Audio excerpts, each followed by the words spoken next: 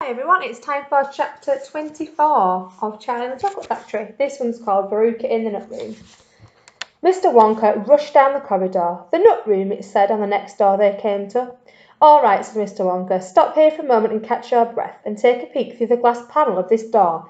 But don't go in. Whatever you do, do not go into the nut room. If you go in, you'll disturb the squirrels. Everyone crowded around the door. Oh, look, Grandpa Joe, cried Charlie. Squirrels! Shouted Veruca Salt. Crikey, said Mike TV. It was an amazing sight. 100 squirrels were seated upon high stools round a large table. On the table there were mounds and mounds of walnuts, and the squirrels were all working away like mad, shelling the walnuts at a tremendous speed. These squirrels are specially trained for getting the nuts out of walnuts, Mr. Wonka explained. Why use squirrels? Mike TV asked. Why not use Oompa Loompas? Because, said Mr. Willy Wonka, Oompa Loompas can't get walnuts out of walnut shells in one piece. They always break them in two. Nobody except squirrels can get walnuts whole out of walnut shells every time. It is extremely difficult. But in my factory, I insist upon only whole walnuts. Therefore, I have to have squirrels to do the job. Aren't they wonderful, the way they get each of those nuts out? And see how they first tap each walnut with their knuckles to be sure it's not a bad one.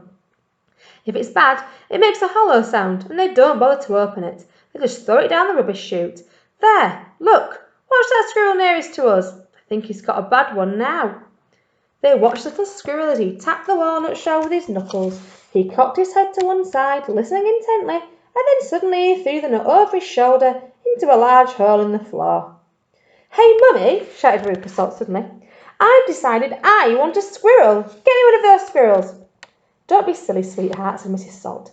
These all belong to Mr. Wonka. I don't care about that, shouted Veruca. I want one. All I've got at home is 2 dogs and 4 cats and 6 bunny rabbits and 2 parakeets and 3 canaries and a green parrot and a turtle and a bowl of goldfish and a cage of white mice and a silly old hamster. I want a squirrel. All right, my pet, Mrs. Salt said soothingly. Mummy will get you a squirrel just as soon as she possibly can. But I don't just want any old squirrel, Veruca shouted. I want a trained squirrel. At this point, Mr. Salt, Veruca's father, stepped forward. Very well, Wonka, he said importantly, taking out a wallet full of money. How much do you want for one of those squirrels? Name your price. They're not for sale, Mr. Wonka answered. She can't have one. Who says I can't? Shouted Veruca. I'm going to get myself one this very minute. Don't, said Mr. Wonka quickly, but it was too late. The girl had already thrown open the door and rushed in. The moment she entered the room, 100 squirrels stopped what they were doing and turned their heads and stared at her with small black beady eyes. Veruca Salt stopped also and stared back at them. Then her gaze fell upon a pretty little squirrel sitting nearest her at the end of the table. The squirrel was holding a walnut in its paws. All right, Veruca said, I'll have you. She reached out her hands to grab a squirrel, but as she did so, in that first split second when her hand started to go forward, there was a sudden flash of movement in every room, like a flash of brown lightning, and every single squirrel around the table took a flying leap towards her and landed on her body. 25 of them caught hold of her right arm and pinned it down. 25 more caught hold of her left arm and pinned that down. 25 caught hold of her right leg and anchored it to the ground. 24 caught hold of her leg, and the one remaining squirrel, obviously the leader of them all, climbed upon her shoulder and started to tap, tap, tap the wretched girl's head with its knuckles. Save her! Screamed Mrs. Salt. Veruca, come back! What are they doing to her? They're testing to see if she's a bad nut, said Mr. Wonka. You watch.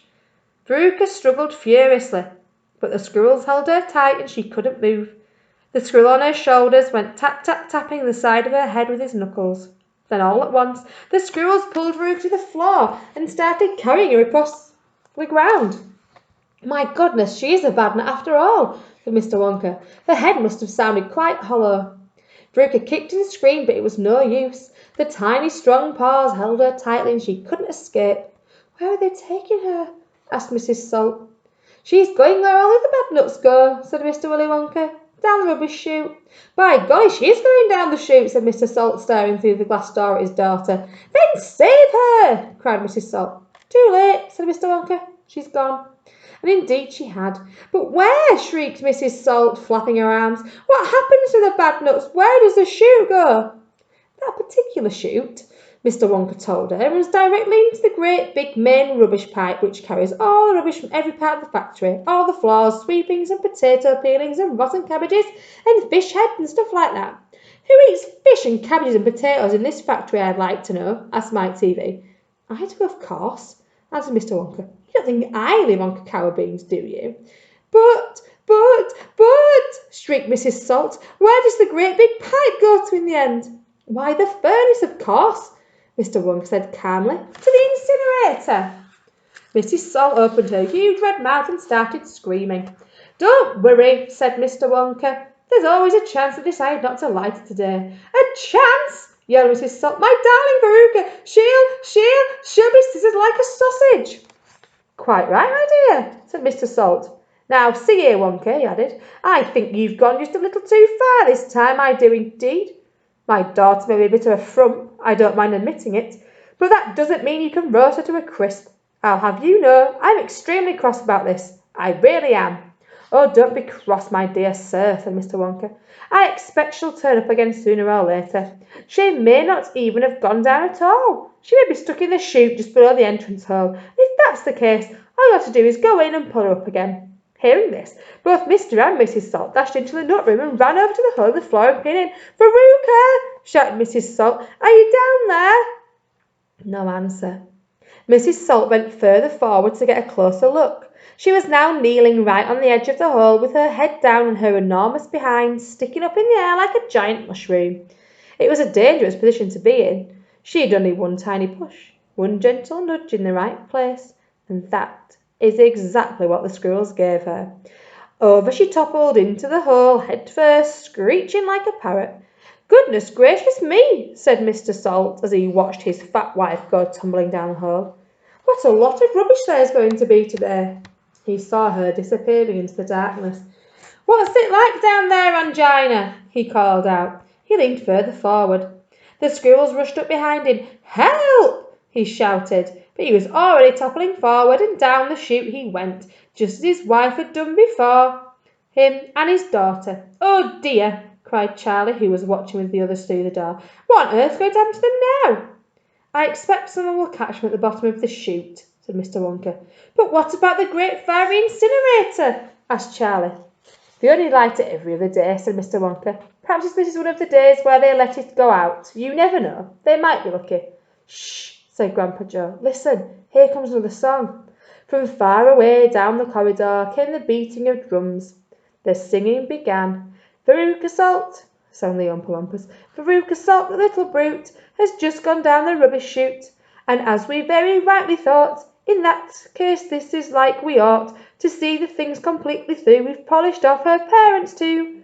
Down goes Veruca, down the drain, and here perhaps we should explain that she will meet as she descends a rather different set of friends to those that she has left behind. These won't be nearly so refined. A fish head, for example, cut this morning from a halibut.